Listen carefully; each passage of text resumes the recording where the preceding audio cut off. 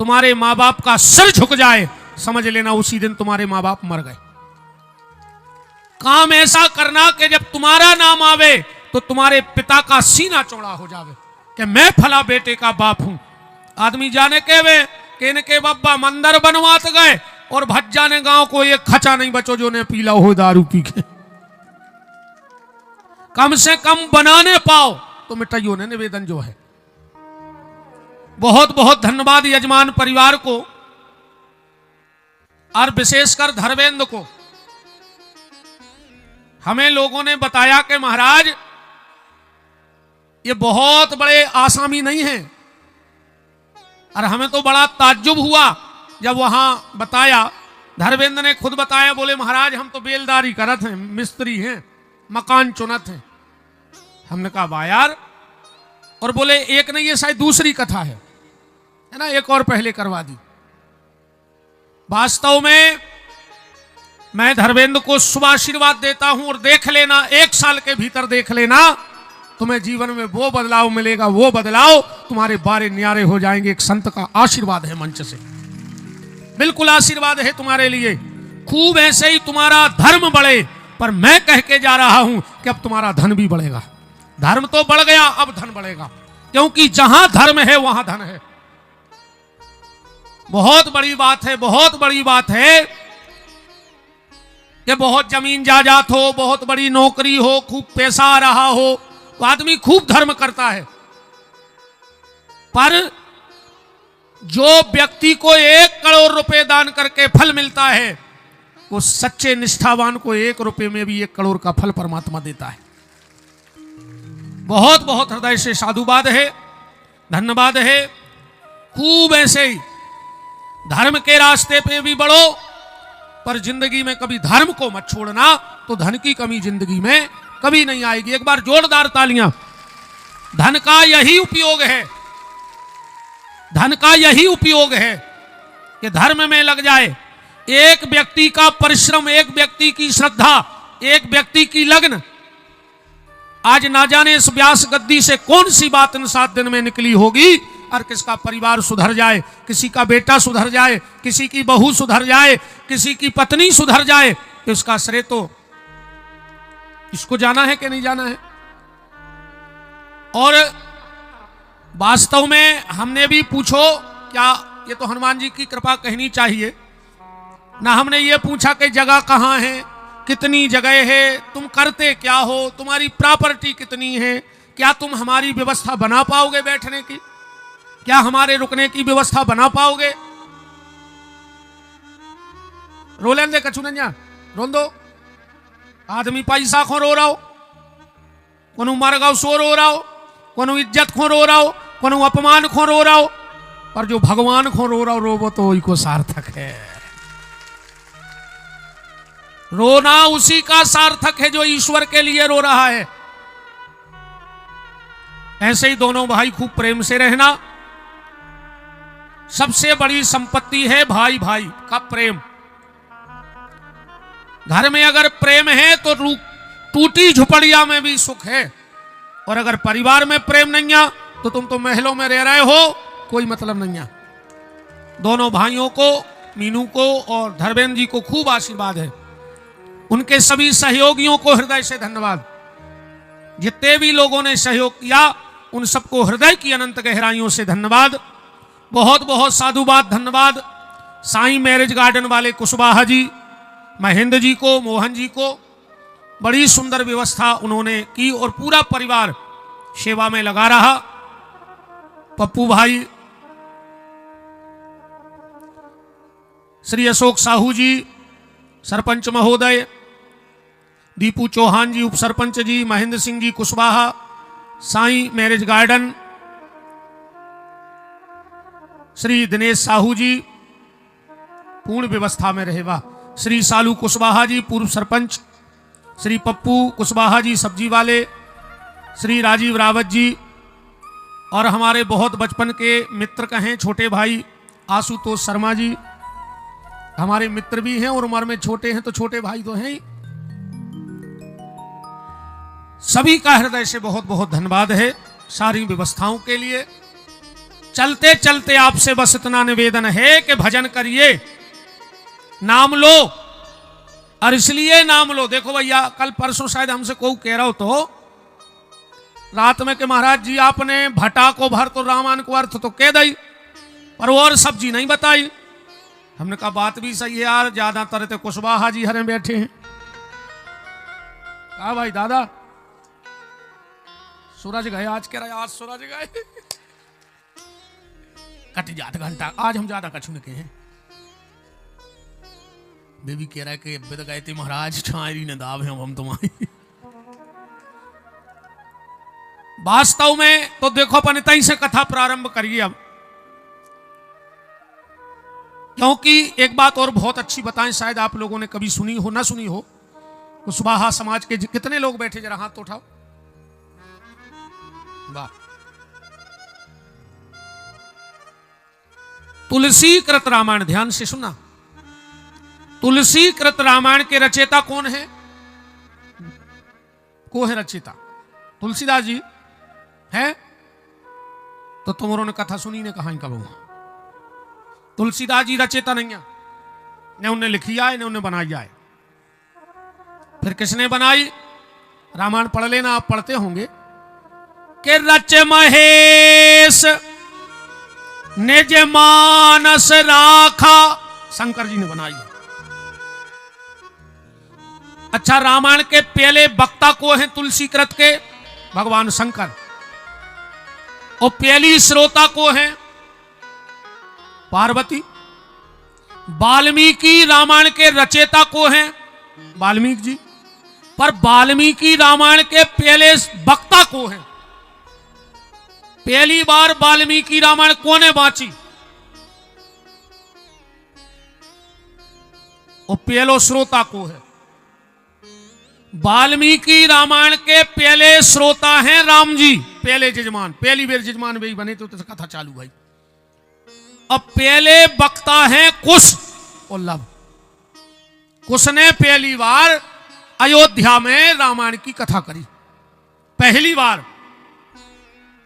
जब लवकुश अयोध्या पहुंचे और राम जी सिंहासन पर बैठे थे और पूरी वाल्मीकि रामायण सुनाई, भगवान राम तो जान गए कि ये मेरे पुत्र हैं दोनों, पर राजा की मर्यादा है, राजगद्दी से खुल के नहीं कह सकते कि तुम मेरे पुत्र हो, क्योंकि देखो एक पद की गरिमा होती है। मान के चलो हम यहां बैठे हैं तो ये मेरी गरिमा है, इसलिए हम किसी को नहीं छोड़ते, क्योंकि ये मैन है। नीचे उतर आए फिर व्यवहारिक जीवन है। पद की ये गरिमा है कि अगर मेरा पुत्र भी व्यास गद्दी पे बैठा है तो मैं उसके पांव पड़ने का अधिकारी हूं। अगर मेरा बेटा कथा कर रहा है तो मैं उसके पांव छू सकता हूं। हमारे पिताजी भी मान के चलो कथा में आएंगे तो वो भी यहां प्रणाम करेंगे। अब वो हमें थोड़ी करेंगे, वो तो इस गद्दी को, इस पद का सम्मान है। ऐसे ही कुर्सी का एक सम्मान होता है। भाई मान के चलो तुम उम्र में बहुत बड़े हो और तुमसे बड़ा अधिकारी कोई नया लड़का बन के आ जाए तो कुर्सी पे तो वो लड़का ही बैठेगा, भले उम्र में सामने वाला दुगना हो। तो राम जी की एक मर्यादा है।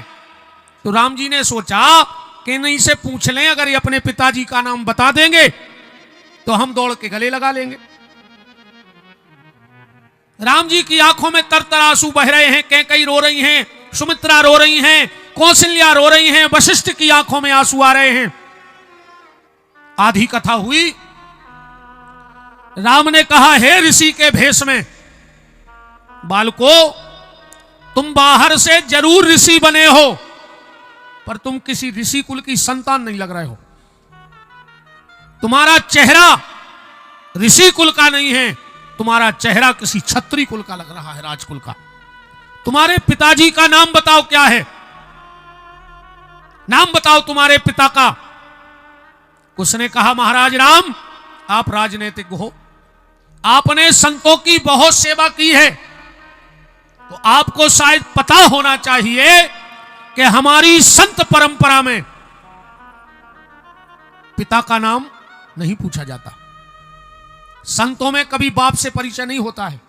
ये बैठी हैं मूर्तियां, इनसे हम भी अगर इनसे पूछेंगे तो इनके पिताजी का नाम नहीं पूछेंगे, हम इनसे पूछेंगे तुम्हारा गुरुद्वारा कहां का है, तुम्हारे गुरुजी कौन है। और जो संत से उसके बाप का नाम पूछ ले, समझना वो एक नंबर का नकली है, वो साधु हो ही नहीं सकता, क्योंकि उसे पता ही नहीं कुछ।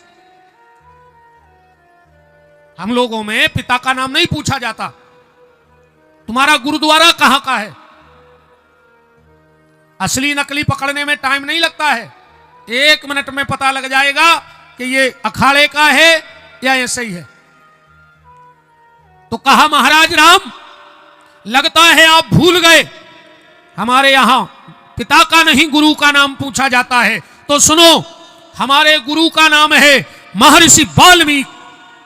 राम ने कहा मैं जानता हूं कि ऋषि परंपरा में पिता का नाम नहीं पूछा जाता, पर मेरा मन कह रहा है कि तुम अपने पिता का नाम बताओ, क्योंकि तुम ऋषि कुल के नहीं हो, तुम्हारा चेहरा कह रहा है तुम किसी क्षत्रिय कुल की शान हो।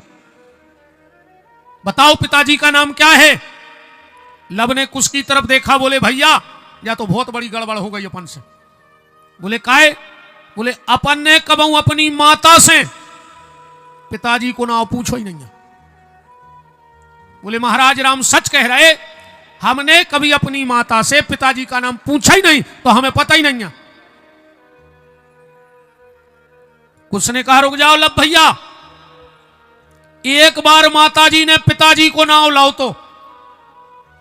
राम के चेहरे पे खुशी आ गई कि अगर ये सीता के पुत्र हैं तो सीता ने तो मेरा ही नाम बताया होगा, और अब ये बताएंगे कि राम, हम दौड़ के दोनों को गले से लगा लेंगे। राम ने कहा जल्दी बताओ, जल्दी बताओ क्या नाम है। लब ने कहा कुछ से कब बताया था माता ने नाम। बोले तुझे याद नहीं, जब तूने जंगल में एक शेर के बच्चे को पकड़ लिया था और तू उसका मुंह फाड़ रहा था, तब मां आई थी और मां ने गुस्से में पिताजी का नाम लिया था। राम जी ने कहा बोलते क्यों नहीं कि क्या नाम लिया था। अब राम को तो ऐसा लग रहा है कि कब ये राम कह दे। बताओ बताओ जल्दी बताओ। और नाम सुनना, क्या नाम लिया था सीता ने लव कुश के मां बाप पिताजी का। लव ने कहा कुश भैया याद तो दिलाओ, मुझे तो याद नहीं। तो कुश ने कहा लव, जब तूने शेर का जबड़ा फाड़ा और मां दौड़ करके आई और आकर के बोली ए निष्ठुर के पूत, क्या कहा था? निष्ठुर के पूत। महाराज राम, लगता है मेरे बाप का नाम निष्ठुर है। राम की आंखों से आंसू बहने लगे। बोले तुमने सत्य कहा, तुम्हारे बाप का नाम निष्ठुर है। जब तो 8 महीने की गर्भणी नारी को घर से निकाल दिया। एक बात और सुनो, आपको बताएं, सीता माता के यहां एक पुत्र हुआ। ध्यान से सुनना बात। और जब बेटा हुआ तो बेटे को पल्ले में सुलाकर और माता चली गई जल भरने। बेटे को पल्ले में सुलाया और माता चली गई जल भरने। मैंने एक संत के मुंह ये भाव सुना था और बहुत अच्छे विद्वान ने ये भाव बताया था। मैंने पढ़ा तो कहीं नहीं है, मिलेगा पर, क्योंकि वो संत झूठ बोल नहीं सकते जिन्होंने मुझे ये भाव एक कथा में मैंने सुना था। सीता जी ने पल्ले में, अब आश्रम में पल्ला तो ऐसा गरत तो कि एक साड़ी एक खूंटा पे बांध दी, एक साड़ी एक पे बांध दी, अब बाल बच्चों पार दो बीच में। तो सीता जी लब को सुला करके और चली गई जल भरने। और बीच में आई खबर कि ये सुने हुए कि महात्मा जी की लग जाए समाधि, वाल्मीकि की, गुरु जी की, और जंगल में है बहुत जानवर, हमारा बच्चा ने उठा ले जाए। सो सीता जी लौट पड़ी गली में से, वाल्मीकि जी बैठे ही थे ध्यान में। लब को उठाया और पानी भर में चली गई। इतने वाल्मीकि जी की आंखें खुली, साड़ी अकेली झूल रही खूंटा पे। वाल्मीकि जी ने पसीना डाल दो, लगता है कोई जंगली जानवर उस बालक को उठा के ले गया। अब सीता आएगी तो मैं क्या जवाब दूंगा। वो कहेगी गुरुदेव मेरा पुत्र कहां है। वाल्मीकि जी ने अपनी आसन में से कुशा निकाला और कुशा निकाल करके अपने जीवन की पूरी तपस्या लगाकर, और जैसे ही वो कुशा उस झोली में फेंका साड़ी की, और एक बालक बन गया और उसी का नाम कुश पड़ गया। जब सीता जी लौट के आई तो बालक साथ में लिए हैं। वाल्मीकि ने कहा, सीता तुम तो छोड़ के गई थी बेटी। बोले, गुरुजी बीच में खबर आई आपकी समाधि लग जाए, ऐसे हम ले गए थे। और बोले, हमने डर से पूरी जिंदगी की तपस्या से एक बालक और बना दो। माता सीता ने कहा, ये मेरी तपस्या या आपकी तपस्या? अब इन दोनों बच्चों की मां मैं ही कहलाऊंगी, ये मेरे ही पुत्र रहेंगे दोनों। बोलो वृंदावन बिहारी लाल की। तो निवेदन जो है कि भजन करत रहियो। और आज की कथा अब हमें बगीचा और कछुआरे से उठाऊने हैं। तो अब चलो चल गया अपन सब्जी क्या भाई, सब्जी पटेल समाज बेचता है सब्जी। सब्जी पर हम चर्चा कर रहे हैं इते की सब्जी की। इते जितने पंडाल में बैठे हैं, हम में जी है, इन औरों में भी जी है, इनमें भी जी है, तुम औरों में भी जी है, इनमें भी जी है। आओ भैया, हमारे सागर जिले के पूर्व सांसद महोदय दादा श्री लक्ष्मी नारायण यादव जी और उनके सुपुत्र हमारे बहुत स्नेही भैया श्री सुधीर यादव जी उपस्थित हैं। उनका बहुत बहुत मान है। बोलो वृंदावन बिहारी लाल की।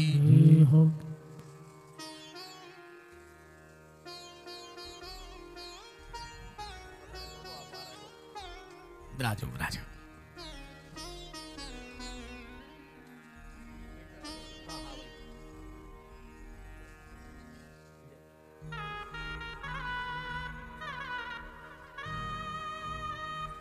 विराजो विराजो।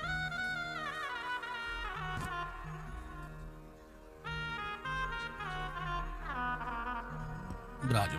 जय जय।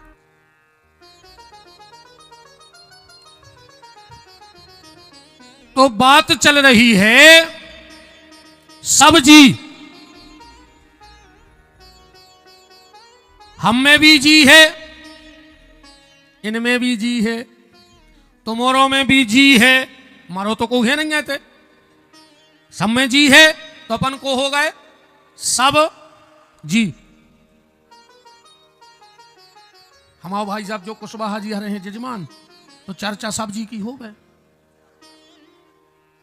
अपन सब्जी है कि नहीं? बात अलग है कि कोनो भरमा कैसे भटा रे गाओ, कोनो बरभान घाई फूल रहो, कोनो लौकी घाई लंबो, कोनो कुमड़ा घाई गोल मटोल, कोनो भिंडी घाई है तो सब्जी कि नहीं है? अब एक बात बताना, सब्जी में कुछ ना हो तो सब्जी बन जाएगी। तेल ना हो, मिर्चा ना हो, धनिया ना हो, गरम मसाला ना हो, प्याज लहसुन ना हो तो सब्जी बन जाएगी। अरे कच्छू ने मिले भरत बना ले और नून मिला के खा ले। पर अगर कहूं नमक ने हो तो सब्जी ने बन। सब्जी में क्या जरूरी है? नमक। अब नमक को संतों की भाषा में राम रस बोलते हैं। तो संसार की सब्जी में या कछुआरे की सब्जी में नमक जरूरी है कि नहीं है? पर पंडाल में जो सब्जी बैठी है ये में राम रस जरूरी है। अगर ये में राम रस न गिरे है तो ये सब्जी को स्वाद कबू बन नहीं सकता। चलो आलू भरत ले, राम रस मिला ले, और कहूं एक मिर्च और मिल जाए, वो को का नाम है हरी मिर्च का नाम हो को क्या देखो मजा आ जाए। तुम्हारों ने बहुत बेची हुई है हरी मिर्च, पर तो दिमाग ने आवे आओ वो बात पे। हरी में रच, अगर रचने हैं तो हरी में रच, या दुनिया रचवे के लायक है ही नहीं। ये दुनिया को रंग अपन पे नहीं चढ़ पाए, हरी में रच। और दूसरी है लाल में रच। दूसरी कौन होते? लाल में रच। और खिमलासा में तो एक आध लाल नैया, इक्यावन लाल हैं जे में रच पाओ सो रच जाइयो हनुमान जी की सेवा में। उसका नाम है लाल में रच। और जब रच जया हो तो फिर एक मसालो और होते जीरे, सब्जी में गिरा थे उसका के जीरे जियो मार का हो रहा है ना। और जिंदगी को स्वाद बनाने हुए, जिंदगी का और स्वाद बनाना हो तो कैसे बना सब्जी को स्वाद? सब्जी को सेंट क्या है? धनिया। हाँ धनिया। पर धनिया बनावे की कला का है बताओ? धना से धनिया बना थे, धना से धनिया बना थे। उतनो स्वाद धना में नहीं है ये तो धनिया में है। ऐसा ही है ना? उतो टेस्ट धना में नहीं है ये तो धनिया में है। तो धना तो सबके हैं, तन तन धन तो सबके हैं, पर हर आदमी धनिया बने भी फिर रहा है। फिर रहा के नहीं, हर आदमी चाह रहा हो कि हमारा पैसा और बढ़ जाए, हमारा धना तो है, भूखों को नहीं मर रहा हो। अन्य देश में कोई गरीब आए, हमारी हमने उतना भी कही थी गारंटी है एक गरीब नहीं है देश में, एक गरीब ने मिल तुम्हें जो 1 रुपया किलो की पिसी खा रहे हैं, ये 1.5 लाख की मोटरसाइकिल से जाते हैं 1 किलो की पिसी ले। 50,000 को एंड्रॉइड मोबाइल रखे हैं, 1 रुपया के किलो की पिसी ले रहा है। ले रहा है कि नहीं ले रहा है? यही खिमलासा में 75% गरीबी रेखा के कार्ड उनके हुए जिनके ट्रैक्टर हुए। और वास्तव में जो गरीब हो को नाउ न हो, तुम्हें गरीबी रेखा को परमट बनवाने ट्रैक्टर भर हो तुम्हारे ना फट्टर से बन जाए। हाँ जब बिल्कुल गारंटी जानी हो। अब तुम ग्राम पंचायत पे एक लिस्ट चिपका दे गरीबी रेखा की खिमलासा की, आधे महाजनों के चेहरा से नकाब उतर जाए आ जाए गांव में। आधे जोन जे बने फिर रहे हैं कि मैं ये ले रहा है पिसी, तुम्हें खराब लग जाए सो कल से जो ने और का कर ले हम आओ, और हम के तबे खराब लगे सो अबे भाग जा। आज तो सही जगह नहीं हम चाह रहे कछु खाली हो जाए, को तो भाग जा, खराब ही लग के भाग जा। तो धना सबके पास है, पर हर व्यक्ति धनिया बनना चाहता है। पर वो धना से धनिया बनता कैसे है? अच्छा सीधो धना, सेंगो धना अगर जमीन में बे दो तो ऊँग गया कर गया पर जात। सेंगो धना कब नहीं ऊँगा, वो फोड़ के बेने पर फिर धना से धनिया बना थे। मतलब अगर तुम्हें भगवान ने जो धन दो है कम वो तुमने पूरो गड़ा के धन लाओ तो काला धन हो जाएगा। और अगर वो में से फोड़ दो, कोनो गरीब मोड़ी के ब्याह में तनक सोला फोड़ के लगा दो, कोनो गौशाला में लगा दो, कोनो गरीब की दवाई में लगा दो, 2 टुकड़ा होगा कि नहीं होगा? अब वो तुमने बेया दो गारंटी कहा अब धनिया बने है वो धन से। और करिए चर्चा के कथा करेगी, कथा करिए। वैसी तो चीजें तुम्हारे घर की उठा जो एक एक चीज घर में का होते पल का, वो का नाव है पल का, ठिकानो नन्या कबे को आके कह देवे के नीचे पार दे, वो नाव है पल का। वो तो पल भर को है कब भी नीचे सो जाओ, वो को कछु टेम भी नहीं है। अच्छा वो पे का बिछो है बिस्तर, शब्द पकड़ो बिस्तर। संसार की जितनी विषय वासनाएं हैं वे कहां हैं? पल का पे।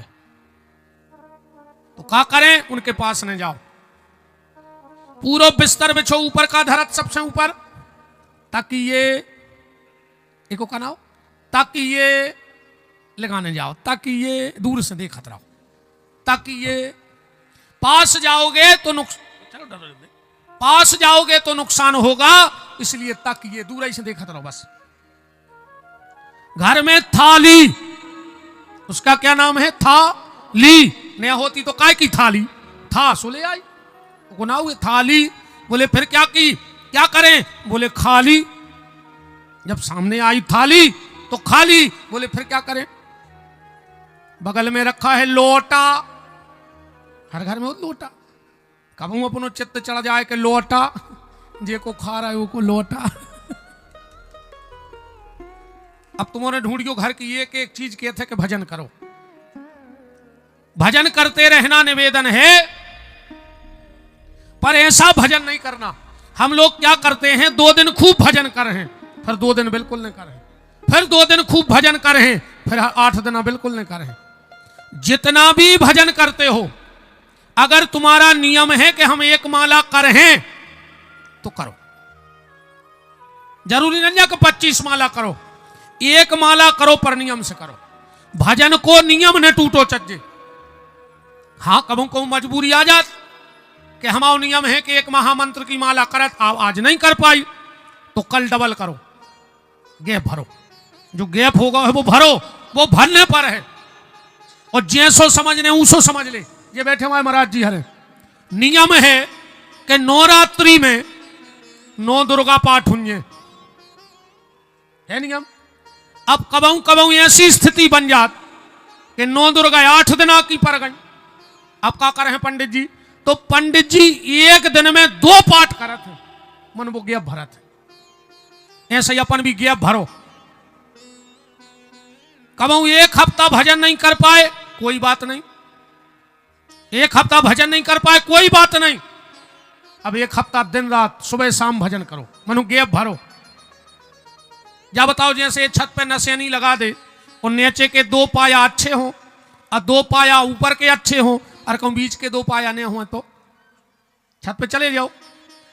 2 दिना भजन कर लो, 2 दिना नहीं करो, 2 दिना फिर कर लो। जो भजन भी स्वर्ग नसेनी आए।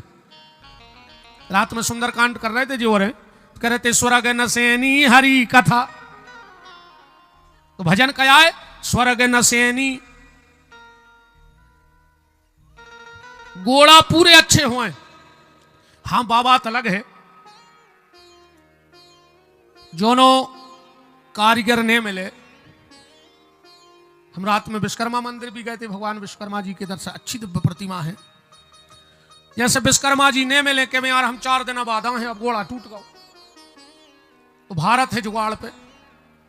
जो अंदर विश्वकर्मा जी घुमाने जी आने अपन का करते, एक डंडा उठाओ, 2 ही तरफ धर के वो तार माल लपेड़ लपाड़ के कई काम तो चल नहीं दे। तो जब तक तुम्हें जीवन में सच्चा सदगुरु न मिले, तब तक हम जैसे जुगाड़ के गोड़ा सेट करत रहो और भजन करत रहो। जो अंदर सच्चो सदगुरु मिल जाए, हमें अलग कर दियो कैसो। अब सुधीर भैया बैठे, एक बार भारत को प्रधानमंत्री ने मिल रहा हो तो एक देव गोड़ा फंसा दो, नहीं फंसाओ तो एक गोड़ा कछु देना काम लाओ, अच्छो में लगाओ। सुजो ने कहा पता ही नहीं कहां डरो।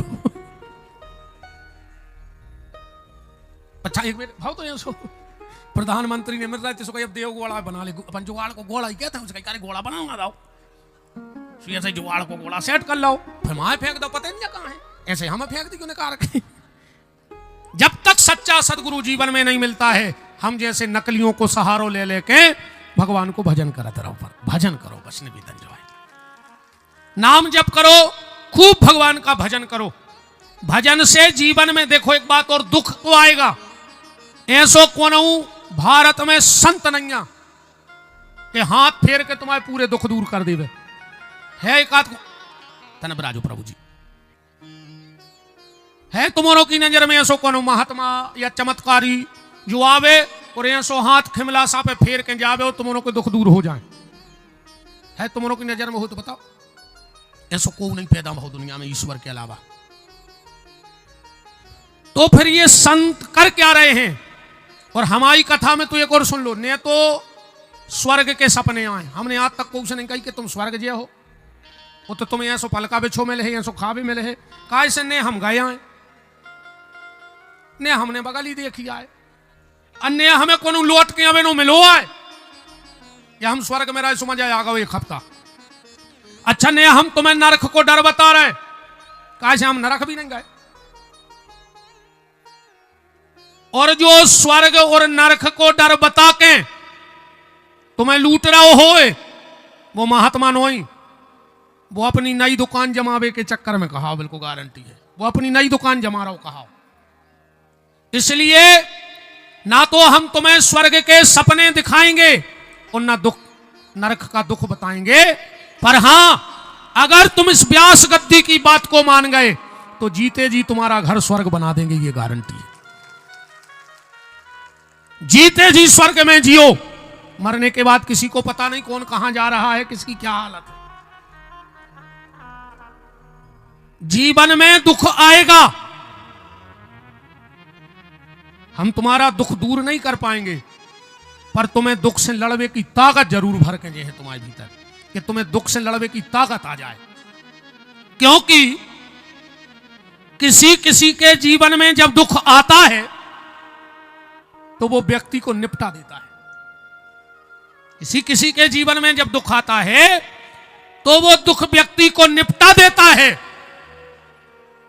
और कोनों कोनों दुख से निपट लेते, बस अंतरित्व है। कोई कोई दुख से निपट लेता है और किसी किसी को दुख निपटा देता है। हम जिन हमारे परमात्मा बांके बिहारी की कथा सुन रहे हैं, क्या इनके जीवन में दुख नहीं था? क्या राम के जीवन में दुख नहीं था? क्या महावीर बुद्ध गौतम के जीवन में दुख नहीं था? सब महापुरुषों के जीवन में दुख आया।